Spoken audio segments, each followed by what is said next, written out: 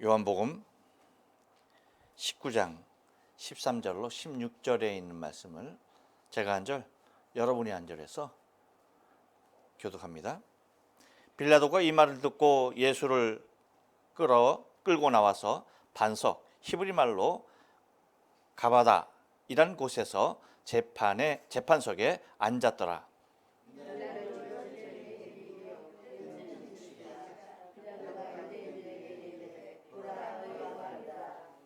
저희가 소리 지르되 없이 하소서, 없이 하소서, 저를 십자가에 못 박게 하소서. 빌라도가 가로되 내가 너희 왕을 십자가에 못 박으랴? 대제사장들이 대답하되 가이사 외에는 우리에게 왕이 없나이다 하니,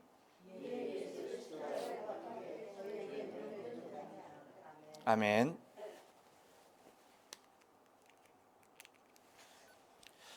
예, 오늘 요한복음 19장 13절로 16절에 있는 말씀을 가지고 버림받은 나의 왕이란 제목으로 말씀을 전합니다. 우리 다 같이 한번 인사합니다. 옆 사람과 앞뒤 사람과 그리고 사랑하는 가족들과 함께 인사하실 때 지난 한 주간 동안 평안하십니까? 인사합니다. 지난 한 주간 동안 평안하십니까? 평안하십니까? 평안하십니까? 요즘 장안에 화제가 되고 있는, 지난주에 잠깐 말씀드린 것 같은데, 이상한 변호사 우영우 제 8회차 방송이 있었습니다. 제가 내용을 간단하게 하이라이트를 잠깐 말씀을 드린다면, 생모에게 버림받은 이 우 변호사의 모습이 나오는데, 제가 그 모습을 보면서 저도 모르게 울었어요. 눈물이 흐르더라고요. 생모가 묻죠. 날 원망했냐라고 하는 물음에 딸 우 변호사가 눈시울이 붉어지기 시작하는 거예요. 눈시울이 막 붉어지면서 하는 말이, 원망이라는 말 대신 이렇게 말하죠. 소독동 언덕 위에서 함께 나무를 봤을 때 좋았다 라고 말을 하고, 한 번은 만나보고 싶었어요. 만나서 반가웠어요 하면서 일어나서 인사를 90도가 아닌 100도의 인사를 하고 나가는 모습이었습니다. 그 내용을, 그 대화를 제가 좀 이렇게 적었어요. 이 대화를 좀 더 구체적인 모습으로 여러분에게 읽어드릴 테니까 여러분 한번 연상을 하시면서 잘 들어봐 주세요. 둘이 만났어요. 저를 알아보지 못하겠습니까? 그랬더니 생모가 하는 말이 네? 라고 문. 그랬을 때 우 변호사가 이렇게 말합니다. 저는 우강우 씨의 딸입니다. 그러면서 다시 한번 얘기합니다. 저를 알아보지 못하시겠습니까?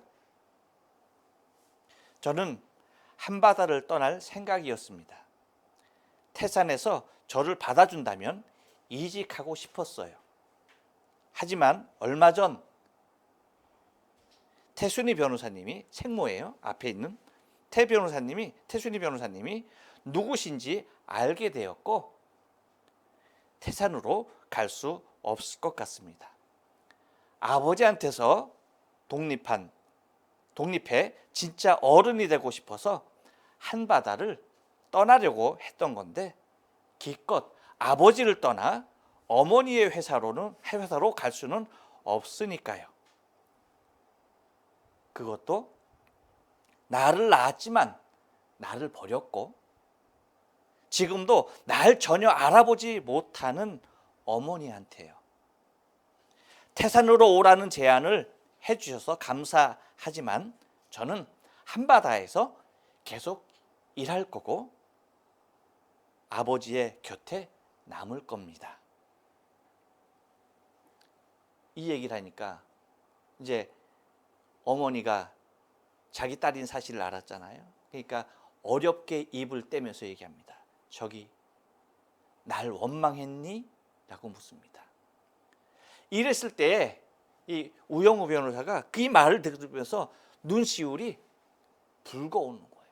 점점 붉어오면서 눈망울에 눈물이 가득 찬 상태에서 말을 했던 것이 아까 제가 말씀드렸던 소덕동 언덕 위에서 함께 나무를 봤을 때 좋았습니다.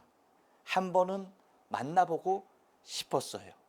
만나서 반가웠습니다. 저는 이게 허리가 안 굽어지네요. 하고 가는 거였어요. 여러분, 누군가에게 버림을 받았다는 것만큼 슬픈 일이 있을까요? 아마도 이 세상에 얼마든지 슬픈 일들이 많이 있을 것입니다. 이별의 슬픔도 있을 거고요. 그렇죠? 실패의 좌절의 슬픔도 있을 거고 아픔의 슬픔도 있을 거고 여러 가지 모습이 있겠지만 헤어짐의 슬픔도 있겠죠. 하지만 누군가에게 나 자신이 아무것도 할 수 없는 나 자신이 나를 유일하게 보호해 줄 수 있는 사람에게서부터 버림받았다는 사실만큼 슬픈 일이 과연 있겠는가? 물론 거기에는 말로 할 수 없는 많은 사연들이 자리하고 있겠지요. 근데 여러분, 그 많은 사연들을 우리가 하나하나 좀 면밀히 좀 살펴보면 사실 대부분의 사연들이 이타적이기보다는 이기적인 면이 많이 있는 것을 찾을 수가 있다는 것입니다. 곧 그를 위하여 버리는 것이 아니라 너를 위하여 보내는 것도 아니고 너를 위하여 버리는 것도 아닌 나 자신을 위하여 보내야 했고 나 자신을 위하여 버려야 했던 이기적인 모습들이 너무 많이 자리한다는 것입니다. 그런데 여러분, 이러한 일이 결코 이 우 변호사에게만 일어난 일이 아니라는 것입니다. 2000년 전 예수님에게도 일어나고 있는 것을 오늘 본문이 잘 조명해주고 있는 것을 우리는 바라보게 됩니다. 오늘 본문을 통해서 예수님은 철저하게 모든 이로부터 버림받는 모습을 사도 요한은 기록을 하고 있는 것입니다. 아버지께서 구원하시기 위하여서 당신에게 보낸 자들을 구원하기 위하여서는 어떠한 환경에도 처하시는 것에 대한 두려움을 갖지 아니하시고 버림받는 자리까지라 할지라도 버림받은 왕으로서의 길을 마다치 아니하시고 계시는 주님의 모습을 오늘 본문을 통해서 바라볼 수가 있다는 것입니다. 그래서 오늘 버림받은 나의 왕의 모습을 오늘 본문을 좀 하나하나 살펴가면서 은혜를 나누길 원합니다. 버림받은 나의 왕, 여러분 한번 따라서 할까요? 잘못된 선택 때문입니다. 13절 말씀을 다 같이 한번 읽어볼게요. 시작. 빌라도가 이 말을 듣고 예수를 끌고 나와서 박석이란 곳에서 재판석에 앉았더라. 처음에 뭐라고 얘기하고 있어요? 빌라도가 뭘 들었다? 이 말을 듣고라고 해요. 이 말을 들었다. 도대체 어떤 말을 들었길래 어떤 말을 도대체 들었길래 빌라도가 뭐라고 했다고요? 예수를 끌고 나와서 라고 말을 하고 재판의 자리에 세우고 있었는가라고 하는 것입니다. 우리가 잘 알다시피 빌라도는 예수를 풀어주려고 부단히 마음을 쓰고 노력하고 애를 썼던 사람입니다. 그런데 결정적인 말을 들었던 거죠. 그래서 이 말을 듣고라고 얘기하고 있는데 어떤 말입니까? 그것이 바로 12절, 우리가 지난주에 본 말이에요. 12절 말씀 뭡니까? 이 사람을 놓으면 가이사의 충신이 아니니이다. 무릇 자기를 왕이라 하는 자는 가이사를 반역하는 것이니이다 라고 말을 했던, 많은 군중들이 외쳤던 이 말, 이 말을 듣는 순간 빌라도는 예수를 놓고 싶은 마음은 간절했지만 자신의 마음과는 전혀 동떨어진 결정적인 행위를 행하는 것을 바라보게 된다는 것입니다. 곧 자신이 놓으려고 그렇게 풀어주려고 노력했던 예수를 재판석에 세우는 최종적으로 잘못된 선택을 하고야 말았던 것입니다. 이것은 여러분 단순히 잘못된 선택이라고 얘기하지만 엄밀히 말하면 여러분 이것은 뭐예요? 뭡니까? 가이사를 선택한 것이죠. 예수가 아닌 가이사를 선택한 것입니다. 이 사람을 놓으면 뭐예요? 가이사의 충신이 아니다. 이 사람을 놓으면 가이사를 반역하는 것이다. 곧 가이사에 대한 정면적인 도전이며 반기를 드는 것이다 라는 이 말을 듣는 순간 빌라도는 눈에 보이는 권력을 탐하는 잘못된 선택을 하고야 마는 것입니다. 여러분, 이 가이사의 선택 속에 우리는 우리의 선택의 모습을 바라볼 필요가 있다는 것입니다. 우리의 선택은 우리의 욕심에 이끌리고야 마는 그러한 경우들이 허다히 자리한다는 거예요. 여러분, 선택은 뭐예요? 순간이죠. 선택이라는 것은 한순간에 순간적으로 결정하고 이루어지는 겁니다. 물론 많은 시간을 생각하지만 결국 그 순간은 매우 짧은 것입니다. 이 순간의 선택, 이것이 비록 짧은 순간의 선택이지만 이것이 우리의 인생의 삶을 완전히 방향을 바꾸어 놓는 배의 키와도 같은 겁니다. 우리의 사람의 혀와도 같은 겁니다. 아주 작은 것인데 배에 있어서 아주 작은 하나의 쇳날에 불과한 것인데 이것이 어디로 틀어지냐에 따라서 그 배의 선두가 어디로 바뀔지 모르는 것입니다.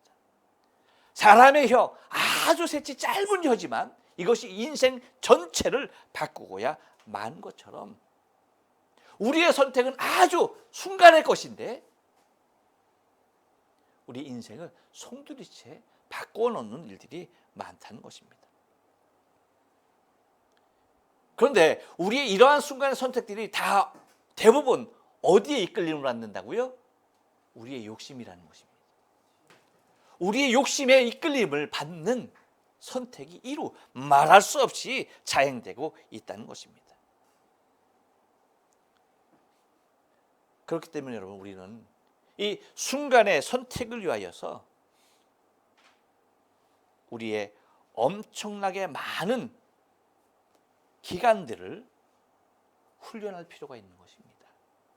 무엇으로? 말씀의 길들여져야 한다는 것입니다. 선택은 순간이지만 그 순간을 가늠하는 것은 우리의 평소의 삶이겠거든요. 선택은 순간이지만 그 순간의 선택은 어디에서 나오는 것이다? 갑자기 튀어나오는 것이 아니에요. 사실은 뭡니까? 우리의 평소의 지배적인 삶의 모습 가운데 나타나는 것이 우리의 순간의 선택의 삶이라는 것입니다. 곧 선택은 순간이지만 그 순간을 가늠하는 것은 평소에 우리의 삶의 모습이라고 하는 것입니다. 내가 평소에 어떤 삶을 사느냐가 결정적인 순간대에 나의 선택의 모습으로 드러날 뿐이라는 거예요. 그러니까 평소에 그냥 아무렇게나 살던 사람이 아무리 신중하고 아무리 중대한 결정을 마음을 잡고 내린다 할지라도 어디에 이끌리기 쉽다는 겁니까? 평소에 내가 살아왔던 그 삶의 방향 가운데 그 나가래로 선택의 방향은 이끌릴 수밖에 없다는 것입니다. 그렇기 때문에 여러분, 우리 믿음의 사람들이 늘 말씀과 기도의 삶을 살아야 할 이유가 바로 여기에 있는 거예요. 물론 우리가 하나님을 사랑하기 때문에 아버지의 말씀을 묵상하는 것이고 아버지와의 교통이 중요하기 때문에 우리가 기도하는 것이지만 결국 매일매일 되어지는 말씀 속에서의 순종의 삶, 기도 속에서의 소통의 삶, 이것이 왜 중요하냐? 이것이 꾸준히 있어야만이 여러분 순간의 선택의 시간, 그 순간의 선택의 그 찰나 우리는 어떤 것을 선택할 수 있다는 겁니까? 곧 나의 욕심이 아닌 주님의 뜻에 맞는 선택을 할 수 있게 된다는 것입니다. 평소에 주님의 뜻과는 전혀 다른 삶을 살아가다가 정말 중요하고 결정적인 순간을 하게 될 때에 주님 도와주세요 라고 기도는 하지만 결과적으로 어떤 쪽으로 끌리게 됩니까? 나의 욕심의 방향으로 이끌리는 거예요. 평소 살아왔던 그 방향으로 쏠리게 돼 있다는 것입니다. 빌라도 똑같았어요.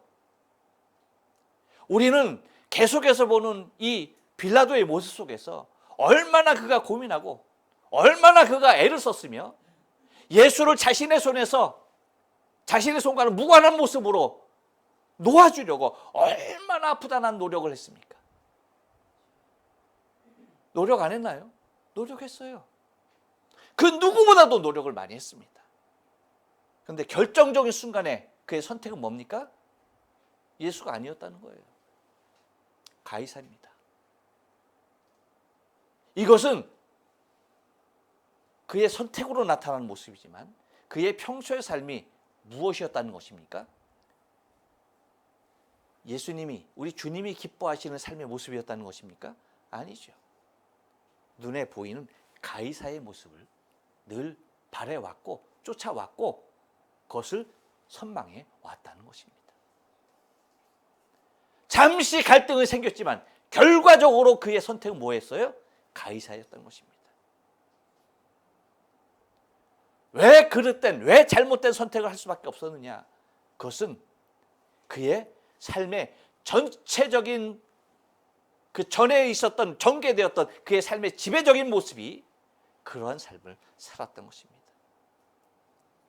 그렇기 때문에 우리도 이렇게 아버지의 말씀과 아버지와의 소통을 소홀히 하고 거기에 무관한 삶을 살아가다 보면 우리도 결정적인 순간을 해야 될 때에 우리는 주님께서 기뻐하시는 뜻이 아닌 내 욕심에 이끌리는 그릇된 아주 잘못된 선택을 할 수밖에 없는, 그래서 나의 왕이 나로부터 버림을 받아야 하는 그 순간이 도래된다는 사실을 잊지 말아야 하는 겁니다.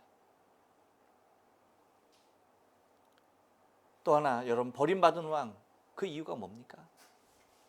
한 번 더 따라 삽니다. 알아보지 못해서입니다.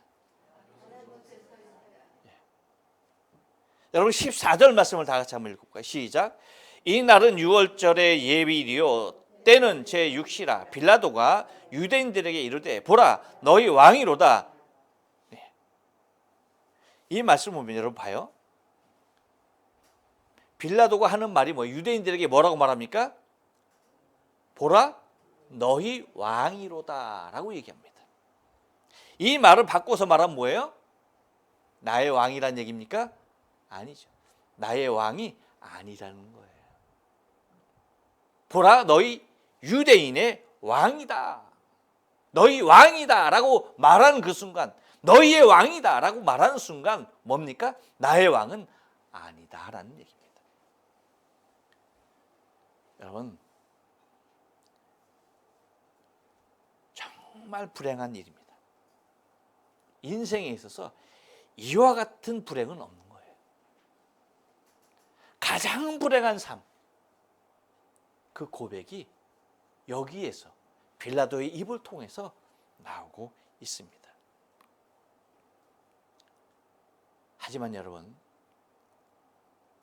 이 사건 이후에 나타났던 그 몇몇 사람들의 고백은 여러분 어땠을까요? 예수님께서 십자가에서 죽으신 이후에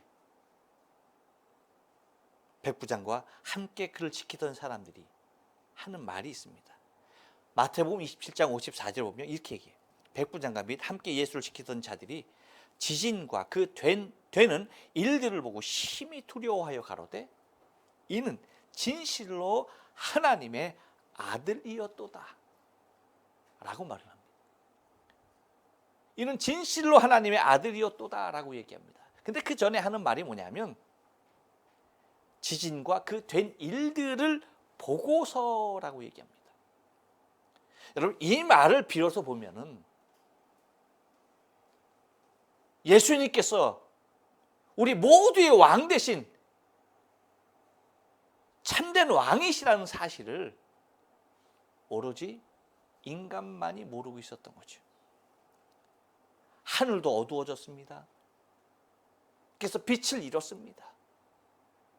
하늘조차도 진정한 왕이 누구인지에 대하여 알고 있었고요. 땅도 뒤흔들리면서 왕의 죽음에 대하여 울분하고 있었던 것입니다.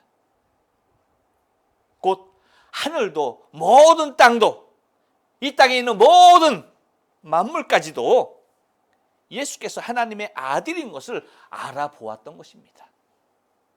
그런데 죄와 탐욕으로 가득한 인간들만이 참되신 하나님의 아들, 참되신 왕임을 알아보지 못하는 것입니다.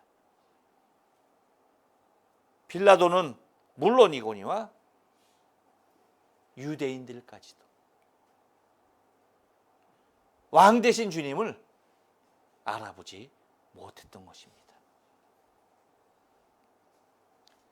여러분, 왜 왕을 알아보지 못했을까요?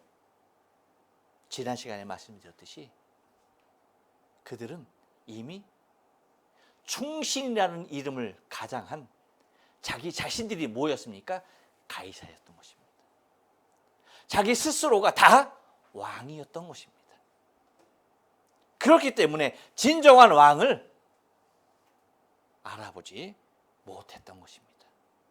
우리도 나 자신이 나 중심의 왕으로 있는 한 결코 참되신 왕 대신, 참 왕 대신, 나의 왕 대신 예수 그리스도를 알아보지 못하게 되는 것입니다.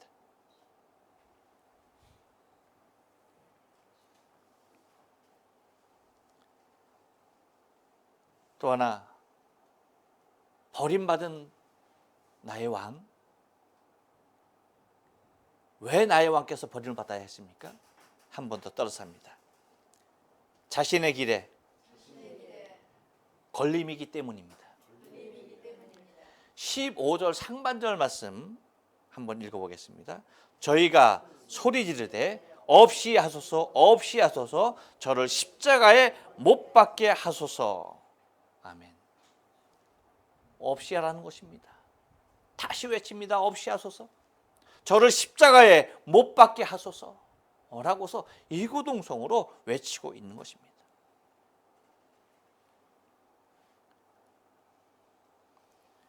여러분, 주님의 모습은, 이 땅에 오신 주님의 모습은 어땠습니까?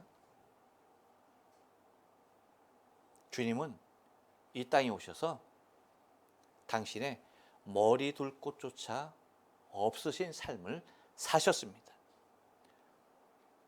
누가복음 9장 58절에 보면 예수께서 가라사대 때 여우도 굴이 있고 공중의 새도 집이 있으되 인자는 머리 둘 곳이 없도다 라고 말씀하십니다. 그런데 여러분, 예수님은 이렇게 사셨어요. 머리 둘 곳조차 없이 그렇게 사셨습니다. 그런데 우리는 너무 많은 것을 이미 가졌음에도 불구하고 더 많은 것을 소유하기를 원하는, 나 자신의 앞길에 조금이라도 걸림이 되는 것을 용납하지 못하고 그것이 무엇이든지 간에 다 제거해 버리는 것입니다. 당시 없이 하소서, 없이 하소서, 십자가에 못 박게 하소서라고 외쳤던 유대인들이 소유했던 것들이 더 많을까요? 그 소리를 듣고 있었던 왕 대신 주님이 더 많았을까요?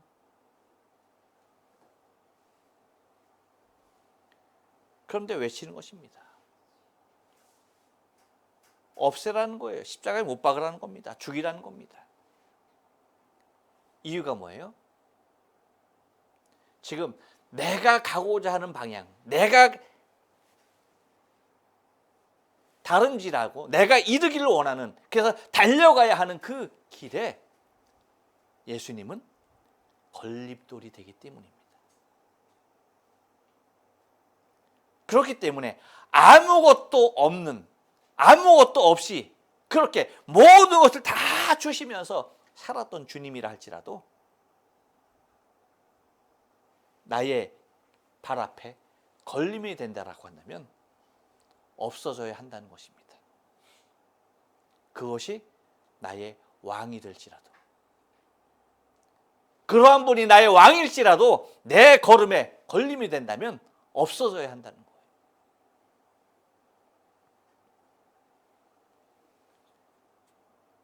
여러분, 우리의 삶 가운데 이러한 모습들은 얼마든지 드러날 수 있습니다. 내 삶 가운데 걸림이 되는 것 다 제거하려고 하죠. 있어서는 안 될 것으로 여기고 있습니다. 왜? 나를 붙잡는 것이 되기 때문에. 하지만 손을 내밀고 측은한 마음으로 함께 가자라는 마음이 없는 거예요. 오직 나의 걸림으로만 생각하고 있는 것입니다. 바로 이러한 모습이 내 삶에 있을 때에 나의 왕은 나에게서 버림을 받을 수밖에 없는 것입니다. 또 하나, 버림받은 나의 왕이 버림받는 이유가 뭡니까? 한 번 더 따라서 합니다. 만족을 주지 못해서입니다. 15절 하반절 말씀 보면 대제사장들이 대답하되 가이사 외에는 우리에게 왕이 없나이다 하니 라고 얘기합니다. 대제사장들이 얘기하는 겁니다. 뭐라고 얘기합니까? 가이사 외에는 우리의 왕이 없다라고 말합니다. 이것은 여러분 철저한 세속주의를 드러내고 있는 것입니다. 누구의 말입니까? 대제사장들의 말이에요. 그냥 일반 유대인들의 말이 아니에요. 누구의 말이라고요? 대제사장들의 말이에요. 이들의 신분이 뭡니까? 백성들을 하나님께로 이끄는 중재자의 모습을 하는 자들이 제사장들입니다. 그것도 제사장 중에서도 가장 권위 있는 대제사장들이 하는 말이 바로 이것입니다. 뭐라고 말합니까? 우리에게 왕이 없다라고 말하는. 여러분, 적어도 대제사장들이라고 한다면 하나님의 나라에 대한 비전에 사로잡힌 사람들이어야만 하는 것입니다. 그런데 이들이 하나님 나라에 대한 비전보다는 이 세상 나라에 대한 이 세속주의의 대표적인 인물로들로 등장하고 있다는 것은요, 비극적인 것입니다. 이것은 세속주의가 얼마나 위험한 것인가에 대한 경종을 우리에게 울리고 있는 것입니다. 영의 눈을 뜨고 하늘을 바라보며 아버지를 바라봤어야 할 대제사장들이 눈이 감긴 채, 영의 눈이 감긴 채 영적 소경의 모습으로 오직 육신의 눈만 뜬 채 이 세상의 것들을 취하고 있는 그들의 모습 속에 예수는 자신들의 걸림돌뿐만 아니라 제거해야 할 자로, 하나님의 아들임에도 불구하고 자신의 진정한 왕임에도 불구하고 우리에게 왕은 없다라고 선언해 버리는 것입니다. 그 이유가 뭡니까? 그 이유는 다른 것이 아니라 예수가 이 땅에서 지금 자신들의 삶 가운데 그 무엇도 만족시켜 주지 않았다는 것입니다.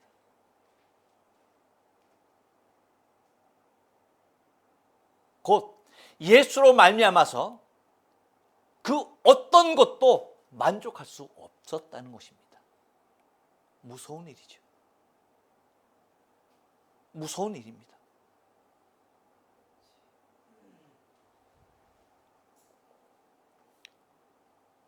여러분, 기억해야 할 것이 있습니다. 이 세상에서는요, 이 땅에서는요, 그 무엇도 우리에게 만족을 줄 수는 결코 없다라는 사실을 잊지 말아야 돼요.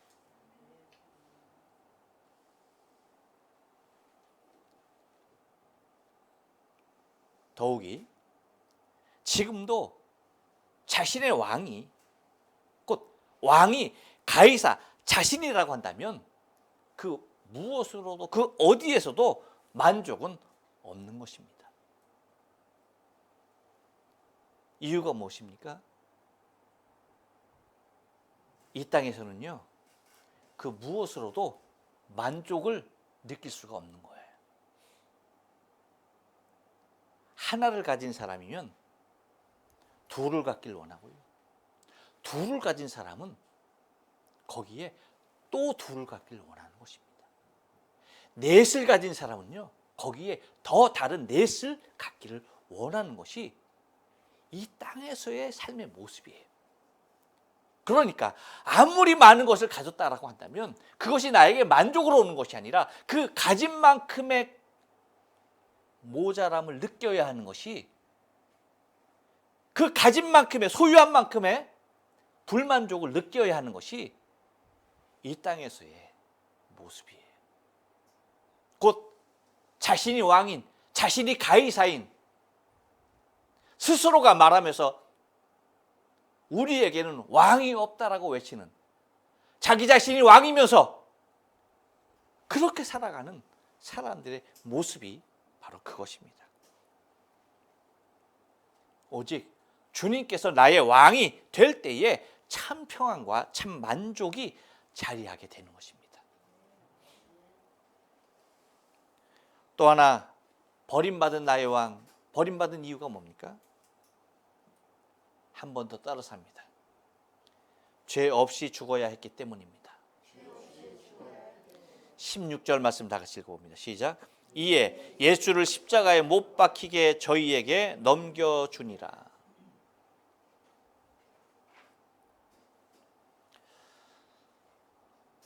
여러분, 서두에 어머니에게서 버림받은 자폐아 우 변호사의 예를 들었습니다. 그것이 얼마나 상처로 있을까요? 그런데 여러분, 우리 예수님은 대제사장뿐만 아니라 유대인들뿐만 아니라 아버지에게도 버림을 받으셔야 했습니다. 마태복음 27장 46절을 보면 이렇게 말합니다. 제9시쯤에 예수께서 크게 소리질러 가라사대 엘리 엘리 라바 사박다니 하시니 곧 나의 하나님 나의 하나님 어찌하여 나를 버리셨나이까.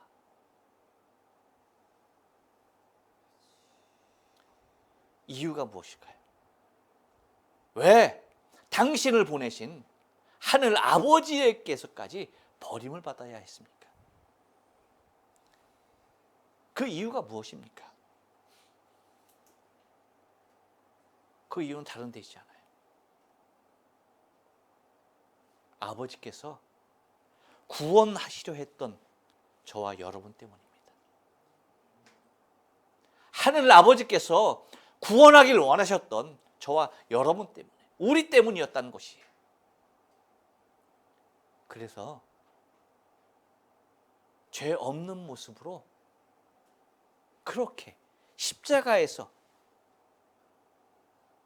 죄 없이, 하나님의 구원 없이 죽어야 했던 것입니다. 저와 여러분의, 우리의 죄값을 치르기 위하여서 그렇게 죄 없는 모습으로 하나님의 버림 가운데 놓이면서까지 죽으셔야 했던 것입니다. 곧 저와 여러분을 위하여서 가장 사랑하시는 아버지에게로부터 버림받아야 했던 이유입니다.